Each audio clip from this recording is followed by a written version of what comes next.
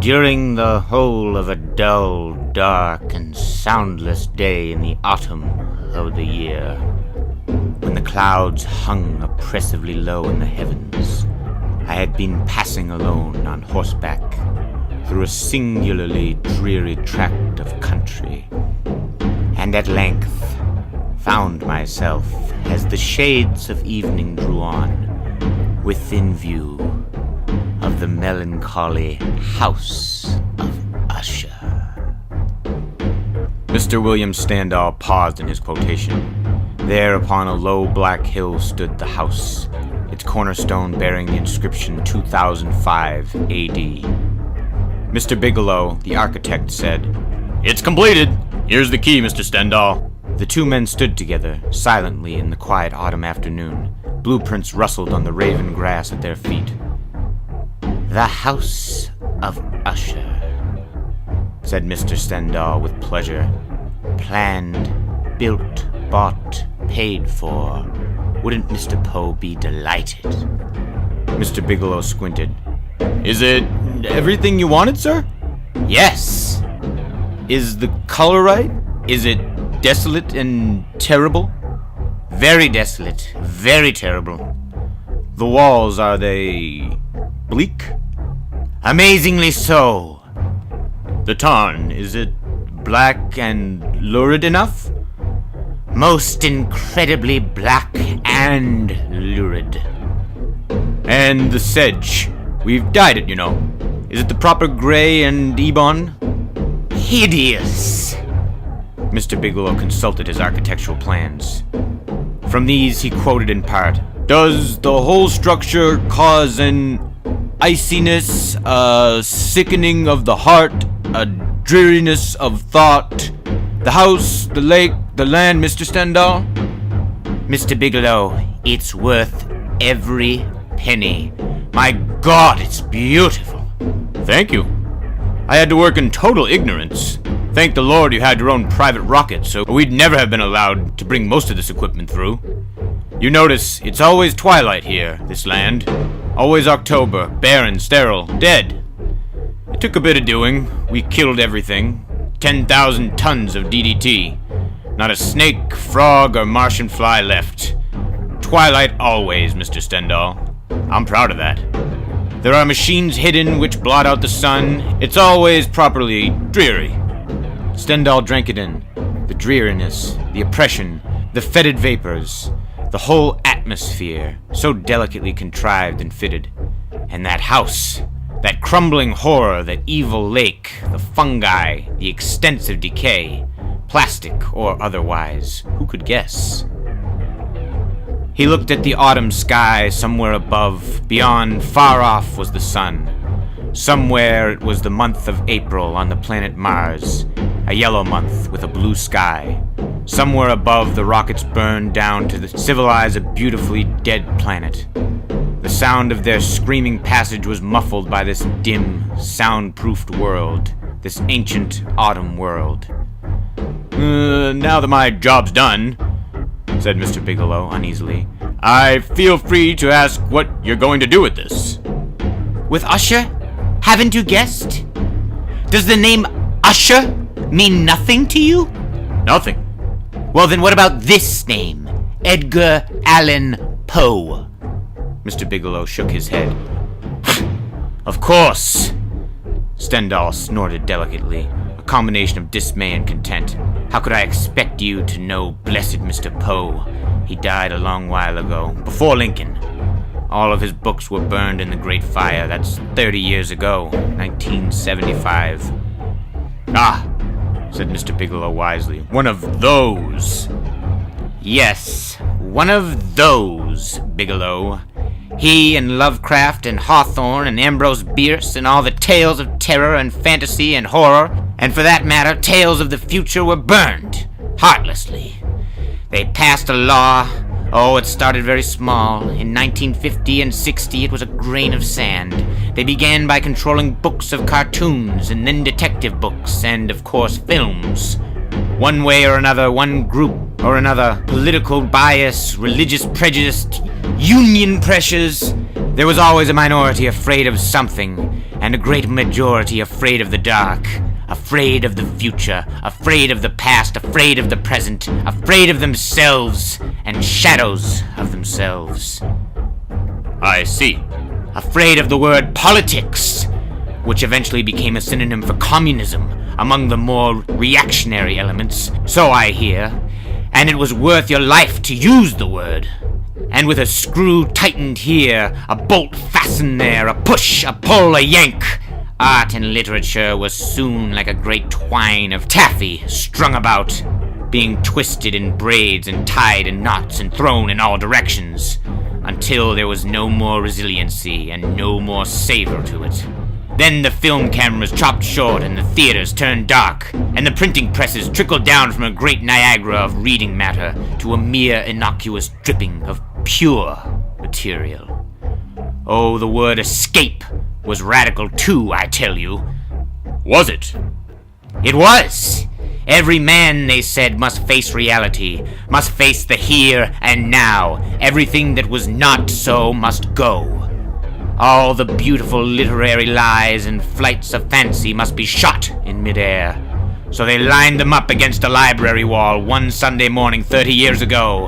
In 1975, they lined them up. St. Nicholas and the Headless Horseman and Snow White and Rumpelstiltskin and Mother Goose. Oh, what a wailing. And shot them down, and burned the paper castles, and the fairy frogs, and old kings, and the people who lived happily ever after. For of course, it was a fact that nobody lived happily ever after.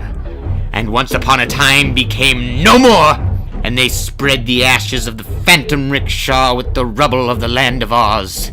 They filled the bones of Glinda the Good and Ozma and shattered polychrome in a spectroscope and served Jack Pumpkinhead with meringue at biologist's ball. The beanstalk died in a bramble of red tape. Sleeping Beauty awoke at the kiss of a scientist and expired at the fatal puncture of his syringe.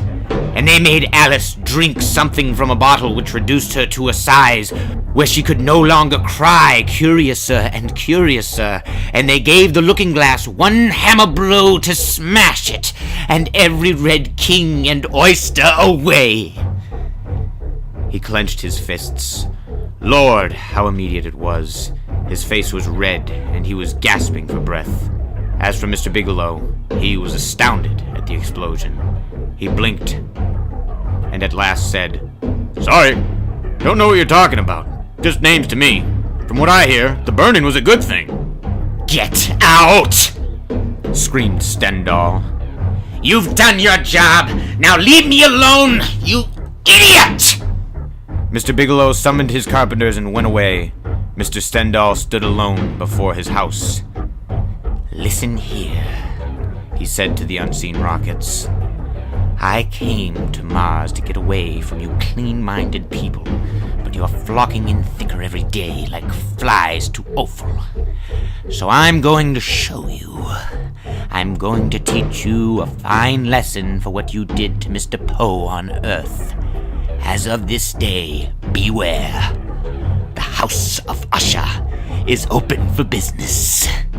He pushed a fist at the sky. The rocket landed. A man stepped out jauntily.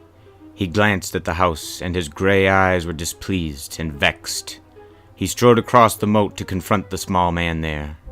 Your name's Stendhal? Yes. I'm Garrett, investigator of moral climates. So, you finally got to Mars, you moral climate people. I wondered when you'd appear. We arrived last week. We'll soon have things as neat and tidy as Earth. The man waved an identification card irritably toward the house. Suppose you tell me about that place, Stendhal. It's a haunted castle, if you'd like.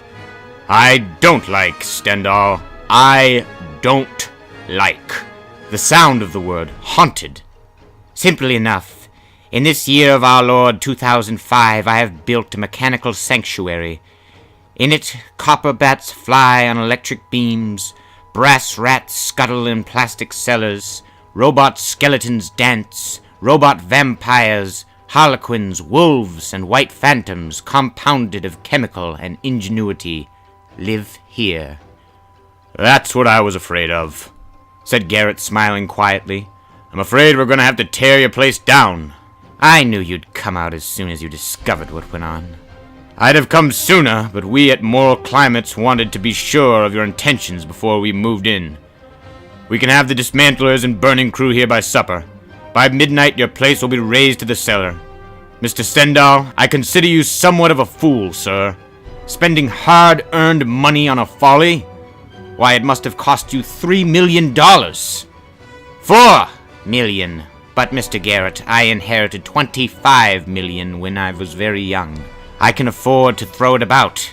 Seems a dreadful shame, though, to have the house finished in only an hour and have you race out with your dismantlers. Couldn't you possibly let me play with my toy for just, 24 hours? You know the law. Strict to the letter. No books, no houses, nothing to be produced which in any way suggests ghosts, vampires, fairies, or any creature of the imagination. You've caused us a little trouble, Mr. Stendhal. It's in the record, 20 years ago, on Earth. You and your library. Yes, me and my library. And a few others like me. Oh, Poe's been forgotten for many years now, and Oz and the other creatures. But I had my little cachet. We had our libraries, a few private citizens, until you sent your men around with torches and incinerators and tore my 50,000 books up and burned them. Just as you put a stake through the heart of Halloween and told your film producers if they made anything at all, they would have to make and remake Ernest Hemingway. My God, how many times have I seen For Whom the Bell Tolls done? 30 different versions, all realistic. Oh, realism! Oh, here, oh, now, oh, hell! It doesn't pay to be bitter. Mr. Garrett, you must turn in a full report, mustn't you? Yes. Then, for curiosity's sake, you'd better come in and look around. It'll only take a minute. All right, lead the way. And no tricks. I've got a gun with me. The door to the house of Usher creaked wide. A moist wind issued forth. There was an immense sighing and moaning, like a subterranean bellows breathing in the lost catacombs. A rat pranced across the floor stones. Garrett, crying out, gave it a kick. It fell over, the rat did, and from its nylon fur streamed an incredible horde of metal fleas. Amazing! Garrett bent to see. An old witch sat in a niche, quivering her wax hands over some orange and blue tarot cards. She jerked her head and hissed through her toothless mouth at Garrett, tapping her greasy cards. "Death!" she cried. Now that's the sort of thing I mean, said Garrett. Deplorable! I'll let you burn her personally. Will you really? Garrett was pleased. Then he frowned. I must say, you're taking this all so well. It was enough to be able to create this place, to be able to say I did it, to say I nurtured a medieval atmosphere in a modern, incredulous world. I have a somewhat reluctant admiration for your genius myself, sir. Garrett watched a mist drift by, whispering and whispering, shaped like a beautiful and nebulous woman. Down a moist corridor a machine whirled, like the stuff from a cotton candy centrifuge. Mist sprang up and floated, murmuring in the silent halls. An ape appeared out of nowhere. "Hold on!" cried Garrett. "Don't be afraid." Stendhal tapped the animal's black chest. "A robot, copper skeleton and all, like the witch. See?" He stroked the fur, and under it metal tubing came to light. "Yes." Garrett put out a timid hand to pet the thing. "But why, Mr. Stendhal? Why all this? What obsessed you?" "Bureaucracy, Mr. Garrett. But I haven't time to explain. The government will discover soon enough." He nodded to the ape. "All right, now!" The ape killed Mr. Garrett. "Are we almost ready, Pikes?" Pikes looked up from the table. "Yes, sir. You've done a splendid job."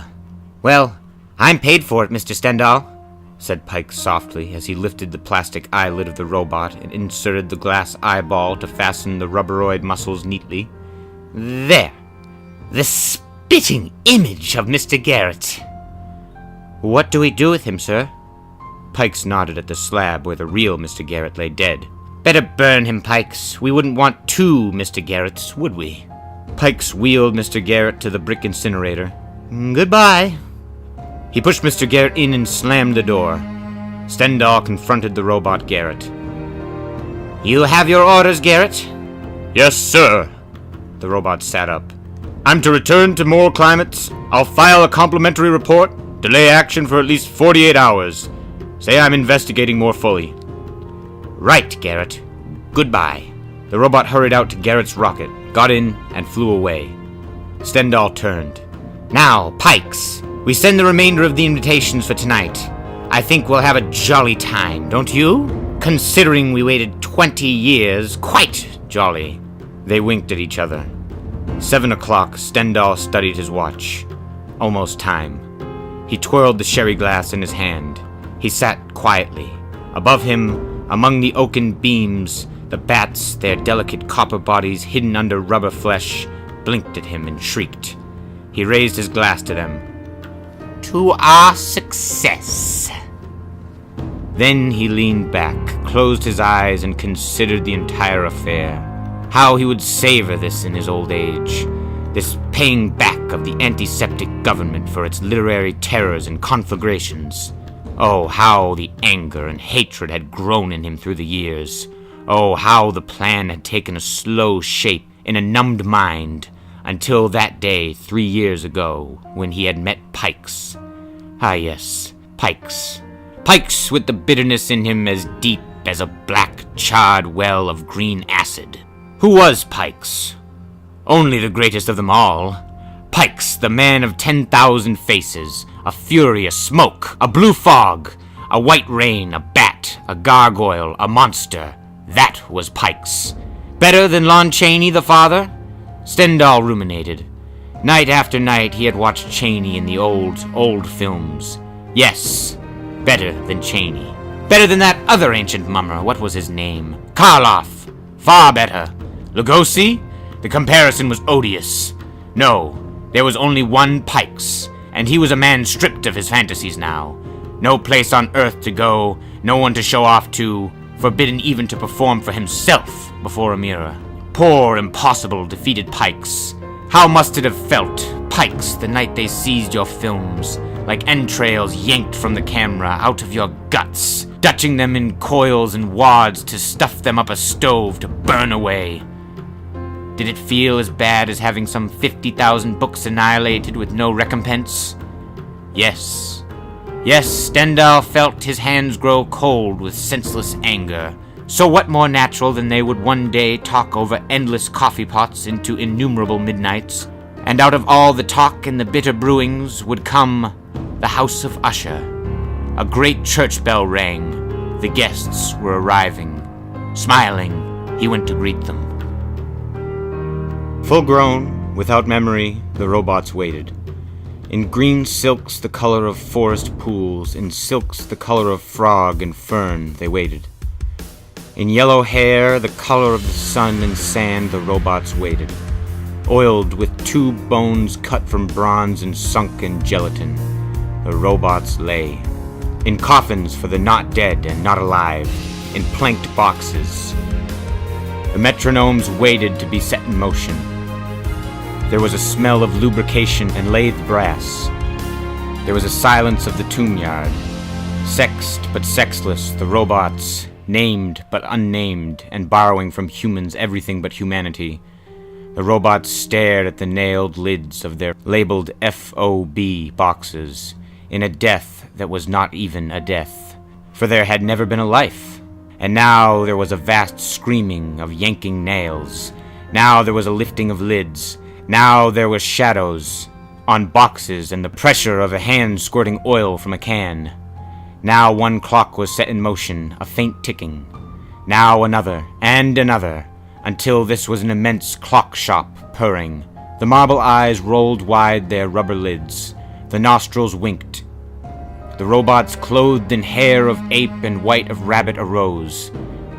Tweedledum following Tweedledee, Mock Turtle, Dormouse, drowned bodies from the sea compounded of salt and whiteweed, swaying, hanging blue-throated men with turned-up clam-flesh eyes, and creatures of ice and burning tinsel, loam dwarfs and pepper elves, Tick-Tock, Ruggedo, St. Nicholas with a self-made snow flurry blowing on before him, Bluebeard with whiskers like acetylene flame, and sulfur clouds from which green fire snouts protruded, and, in scaly and gigantic serpentine, a dragon with a furnace in its belly reeled out the door with a scream, a tick, a bellow, a silence, a rush, a wind. 10,000 lids fell back. The clock shop moved out into Usher. The night was enchanted. A warm breeze came over the land, the guest rockets burning the sky and turning the weather from autumn to spring arrived.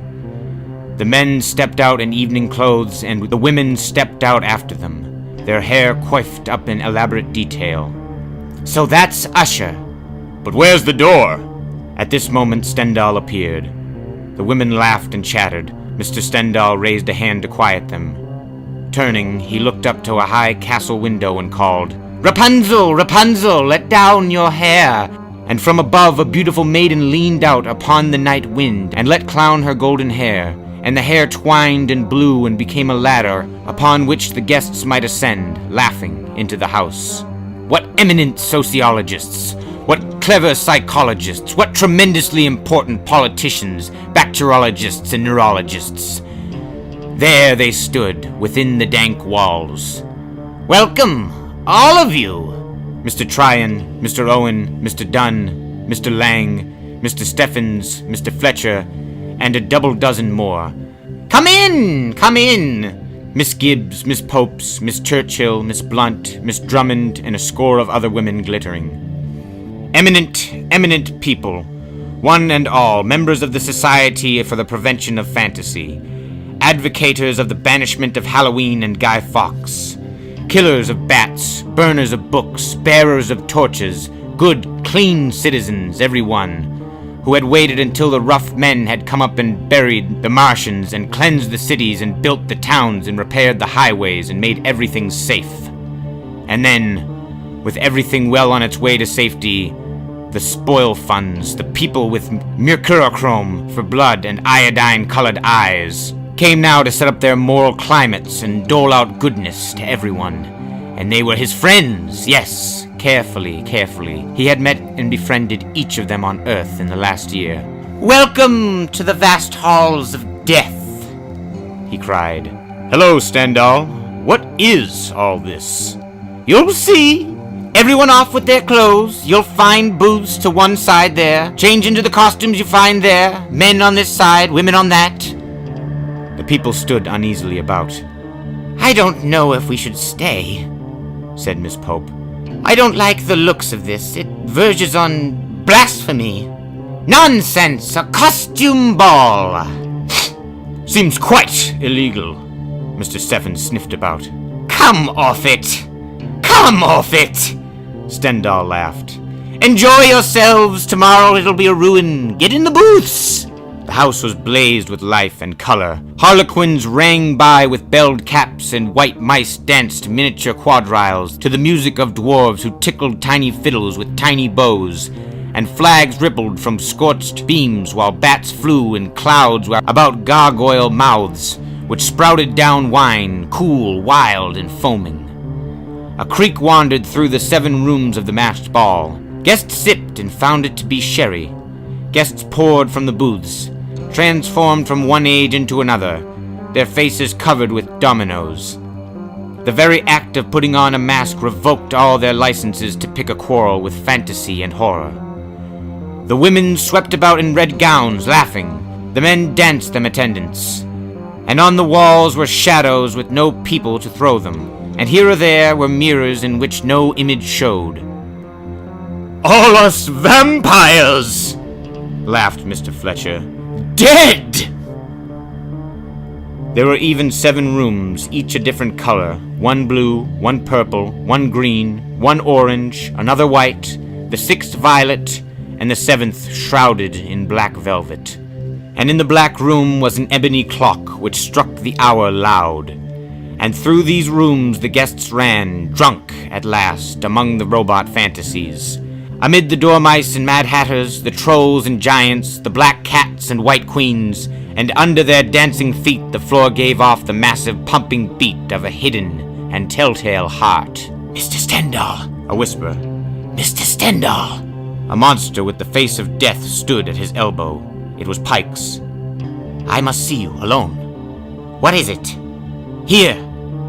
Pikes held out a skeleton hand. In it were a few half-melted charred wheels, nuts, cogs, bolts. Stendhal looked at them for a long moment. Then he drew Pikes into the corridor. "Garrett?" he whispered. Pikes nodded. "He sent a robot in his place, cleaning out the incinerator a moment ago. I found these." They both stared at the fateful cogs for a time. "This means the police will be here any minute," said Pikes. "Our plan will be ruined." "I don't know." Stendhal glanced in the whirling yellow and blue and orange people. The music swept through the misting halls. "I should have guessed Garrett wouldn't be fool enough to come in person. But wait. What's the matter?" "Nothing. There's nothing the matter. Garrett sent a robot to us. Well, we sent one back. Unless he checks closely, he won't notice the switch." "Of course! Next time he'll come himself. Now that he thinks it's safe, why, he might be at the door any minute, in person. More wine, Pikes." The great bell rang. "There he is now. I'll beg you, go let Mr. Garrett in." Rapunzel let down her golden hair. "Mr. Stendhal?" "Mr. Garrett? The real Mr. Garrett?" "The same." Garrett eyed the dank walls and the whirling people. "I thought I'd better come see for myself. You can't depend on robots. Other people's robots especially. I also took the precaution of summoning the dismantlers. They'll be here in 1 hour to knock the props out from under this horrible place." Stendhal bowed. "Thanks for telling me." He waved his hand. "In the meantime, you might as well enjoy this. A little wine?" "No, thank you. What's going on? How low can a man sink?" "See for yourself, Mr. Garrett." "Murder," said Garrett. "Murder most foul," said Stendhal. A woman screamed. Miss Pope ran up, her face the color of cheese. "The most horrid thing just happened! I saw Miss Blunt strangled by an ape and stuffed out the chimney!" They looked and saw the long yellow hair trailing from the flue. Garrett cried out. "Horrid!" sobbed Miss Pope, and then ceased crying. She blinked and turned. "Miss Blunt!" "Yes?" said Miss Blunt, standing there. "But I just saw you crammed up in the flue." "No!" laughed Miss Blunt. "A robot, myself, a clever facsimile." But, don't cry, my darling. I'm quite all right. Let me look at myself. Well, there I am, up the chimney, like you said. Isn't that funny?" Miss Blunt walked away, laughing. "Have a drink, Garrett." "I believe I will. That unnerved me. My God, what a place. This does deserve tearing down." For a moment there, Garrett drank. Another scream. Mr. Steffens, borne upon the shoulders of 4 white rabbits, was carried down a flight of stairs, which magically appeared in the floor. Into a pit went Steffens, where, bound and tied, he was left to face the advancing razor steel of a great pendulum, which now whirled down, closer to the outraged body. "Is that my body down there?" said Mr. Steffens, appearing at Garrett's elbow. He bent over the pit. "How strange, how odd to see yourself die!" The pendulum made a final stroke. "How realistic!" said Mr. Steffens, turning away. "Another drink, Mr. Garrett?" "Yes, please." "It won't be long. The dismantlers will be here." "Thank God." And for the 3rd time, a scream. "What now?" said Garrett apprehensively. "It's my turn," said Miss Drummond. "Look!" And a second Miss Drummond. screeching, was nailed to a coffin and thrust into the raw earth under the floor. "Why, I remember that!" gasped the investigator of moral climates. "From the old forbidden books, the premature burial, and the others, the pit and the pendulum, and the ape, the chimney, the murders in the Rue Morgue. In a book I burned, yes!" "Another drink, Garrett? Here, hold your glass steady." My lord, you have an imagination, haven't you? They stood and watched 5 others die, one in the mouth of a dragon, the others thrown off into the black tarns, sinking and vanishing. "Would you like to see what we have planned for you?" asked Stendhal. "Certainly," said Garrett. "What's the difference? We'll blow the whole damn thing up anyway. You're nasty." "Come along then, this way." And he led Garrett down into the floor, through numerous passages and down again upon spiral stairs into the earth, into the catacombs. "What do you want to show me down here?" said Garrett. "Yourself, killed." "A duplicate?" "Yes, and also something else." "What?" "The Amontillado," said Stendhal, going ahead with a blazing lantern, which he held high. Skeletons froze half out of their coffin lids. Garrett held his hand to his nose, his face disgusted. "The what?" "Haven't you ever heard of Amontillado?" "No." "Don't you recognize this?" Stendhal pointed to a cell. "Should I?" "Or this?" Stendhal produced a trowel from under his cape, smiling. "What is that thing?" "Come," said Stendhal. They stepped into the cell. In the dark, Stendhal affixed the chains to the half-drunken man. "For God's sake, what are you doing?" shouted Garrett, rattling about. "I'm being ironic. Don't interrupt a man in the midst of being ironic. It's not polite. There." "You've locked me in chains!" "So I have." "What are you going to do?" "Leave you here." "You're joking." "A very good joke." "Where's my duplicate? Don't we see him killed?" "There's no duplicate." "But the others!" "The others are dead. The others you saw killed were the real people. The duplicates, the robots, stood by and watched." Garrett said nothing. "Now, you're supposed to say, 'For the love of God, Montresor,'" said Stendhal. "And I will reply, 'Yes, for the love of God.' Won't you say it? Come on, say it!"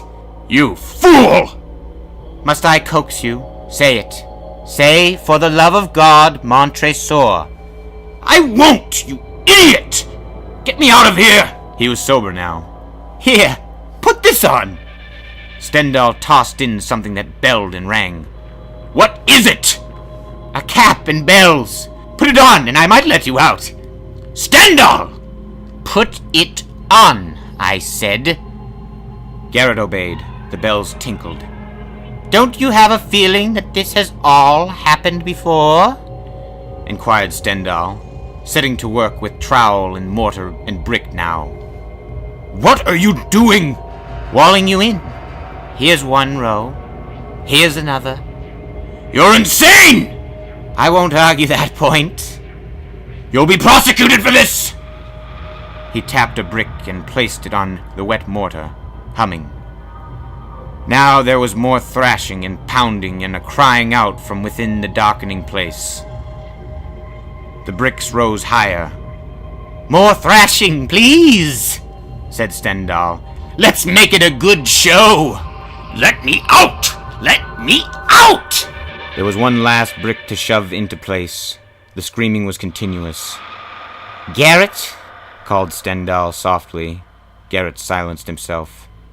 "Garrett," said Stendhal, "do you know why I've done this to you? Because you burned Mr. Poe's books without really reading them. You took other people's advice that they needed burning. Otherwise, you'd have realized what I was going to do to you when we came down here a moment ago. Ignorance is fatal, Mr. Garrett." Garrett was silent. "I want this to be perfect," said Stendhal, holding his lantern up so its light penetrated in upon the slumped figure. "Jingle your bells softly."